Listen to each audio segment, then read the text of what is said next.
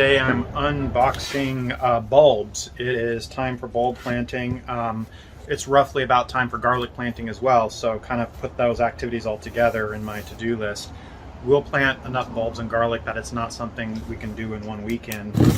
And I don't even have all of them in. I ordered my bulbs. I've done it this way in the past, and I did it this way this year. I ordered kind of what I would consider like the bulk bulbs from Costco. I find that I get the best kind of per bulb price that way. I think when I did the math, I got it down to 35 to 40 cents a bulb, where typically if you buy from kind of other places, well, if you buy from a retail nursery, I was at one the other day, they were selling bulbs, the average cost was about $1 a bulb. I've seen some other online venues where the average cost can be 50, 60 cents a bulb, which is better than retail nursery, but still Costco's 30 to 40 cents a bulb is still better. So I've got a variety. I've got a bunch of different tulips here. The boxes are bulb tulips, different tulips that I intentionally ordered, where I was like sat down, made a plan, said these are exactly the colors I want. I also at the local Costco picked up what I found is that I think the price on these were at least as low as 30, could have been as low as 30 cents a bulb, maybe a little bit lower. I find that like they get the bulbs, and like Costco does this a lot, like with gardening stuff. I've found that Costco will have the stuff in, and then as it starts to sell out, you get towards the end of the season, they kind of lower the cost. And so these had a lower price point on them than I think they normally would, and they were kind of the last maybe 8 to 10 bags sitting on our local Costco shelf. And I probably should have been more bullish and gotten more of them, but I only got a few from there. So I've got some, and the colors there were colors that I knew that we would use, but not necessarily like reds and pinks, and it wasn't part of the master plan when I ordered the rest of these. But I also there's a website called Tulips.com, which actually is from a tulip grower that's in our area in the Pacific Northwest here. I won't try to say the name, but it's like Rosengard or something like that. And I got tulips from them last year. I was really happy with it. So, and they've got a reasonable price point. And they're like, you can order like 10 online. You can order like, 10 tulips at a time, 10 bulbs at a time to get like different specialty kinds. And I actually like, oddly enough, the cheaper ones are what they call the species tulips, and I really like those species tulips. So I have gotten a bunch of different kind of more specialty kind of tulips from Tulips.com, but that order, I didn't place it very early, so that order is still yet to come. So I'm taking inventory here, unboxing. This is my version of an unboxing video for you all. I'm taking inventory here, and then deciding kind of what we're going to do first. This box here is the box of actually daffodils, not tulips. And this was a color that we wanted to put in the ground this year. Now daffodils, the reason I order so many tulips is because even though we had a pretty big tulip show last year, is that tulips don't come back reliably year after year. But daffodils do come back every year, and I've also had positive experience with that. So I had a reasonably big daffodil order last year. Those are still in the ground. I expect they'll come back well this next coming spring. So I only have one box of daffodils here because I'm not fully replacing what I had before. I'm just adding to it. And so we only got one variety. This is the Ice Follies variety. So it has a white with an orange center in it, if I remember right. And so yeah, it was just kind of to add to the daffodil collection in the garden. And I think that's what we'll focus on today.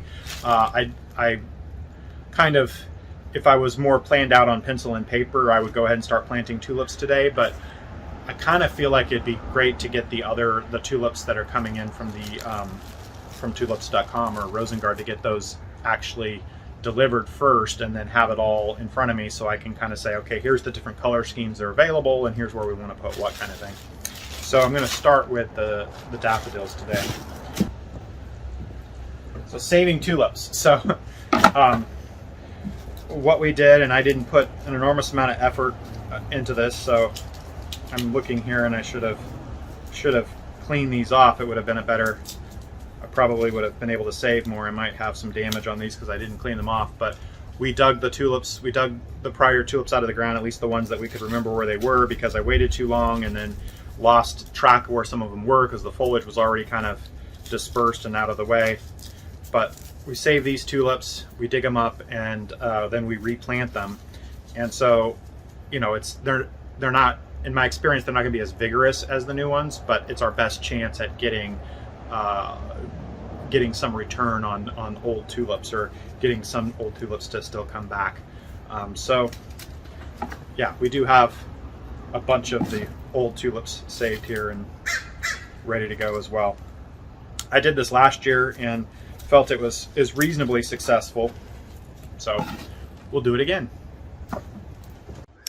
Well, I'm harvesting bok choy today, and I'm specifically what I call the Shanghai Bok Choy, the smaller bright green bok choy. And this was planted, I put it in seeds in the basement nursery like the end of September. So I'm just kind of learning my way through the fall garden this year. I haven't in the past had a lot of success in getting a fall garden going robustly, and so I did a lot of planting of seeds like in July, August to be ready for this. And so I'd say this is a success. If anything, it's a faster or sooner success than I expected, because we're now in the beginning of October and the Shanghai Bok Choy is ready.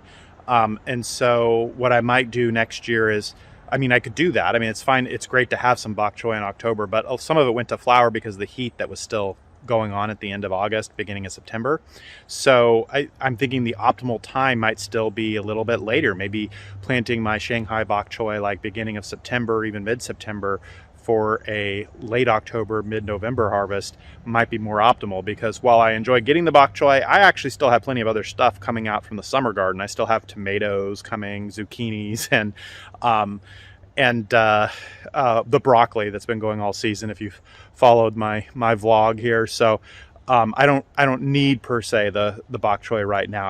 I'm gonna miss it having it later, and so it's because it's coming so early and I don't have another planting ready. Given that it's October now, I guess I could try to plant some now and see if I get some by the end of November, but that to me feels pretty risky, and I don't know if I'll have the time to do that. Well, I'm planting some daffodils in this area here, and I'm using this auger on my drill here, and it works pretty good. It's not quite thick enough, I think, but what we're doing is we're planting 2 to 3 inch bulbs. And so when you're planting a 2 to 3 inch bulb, you want to go down, I want to drill down about 6 inches, and then that way when the bulb is sitting in the ground, it's about the top of the bulb is about 4 inches from the top of the ground. So yeah, I can see what I'm doing here. We just kind of redid this area. We put some of our compost down here. Okay, so what I'm going to do is plant the bulbs, and these are a little easier to kind of see what you're doing because it actually still has the root on it, right? So obviously I want to put the root down, the pointy end at the top where the stem will come out. But sometimes the bulbs don't have the roots in them like that, or it's not as obvious, and so you can kind of see the shape of it, right? So what you wouldn't want to do is put it down this way. You'd want to put it this way. All right, so yeah, I'm just gonna drop these in there.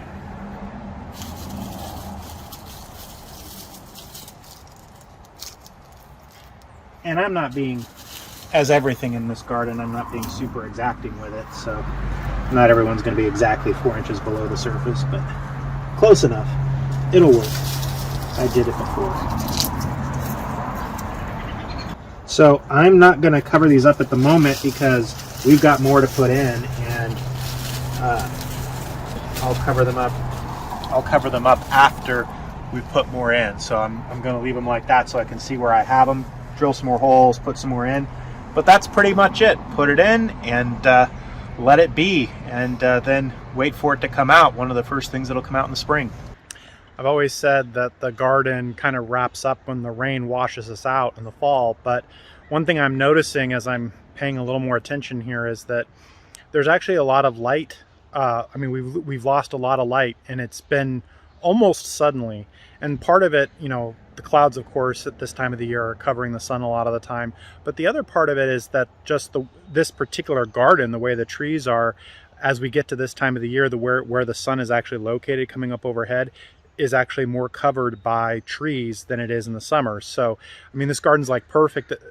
I mean, on one hand, you can say it's like perfect in the sense that the tree cover is not in the way for the summer garden, but it also means that there's not a lot of tolerance for the fall, in the sense that if it was otherwise light outside this fall, if there wasn't a lot of cloud cover, I mean, this fall, I would still, this garden would probably still behave as if there was cloud cover because of where the sun is vis-a-vis the trees that are around here. That's what I'm noticing anyway. So we'll see. I think I have noticed for sure that the tomato production and ripening is slowing down now, and it hasn't rained terribly too much in the last week. So it's not, they're not, I wouldn't blame it on them getting washed out right now.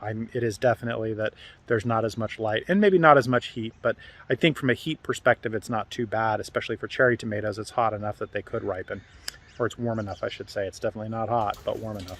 Well, hey, in this segment, what I want to do is put up a quick list and share with you a few things that are being harvested this week, so you can follow along with us. This week we had beets, we had broccoli, tomatoes, kale, chard, we got 1 pumpkin, bok choy, edible amaranth, and finally we harvested our red flame grapes.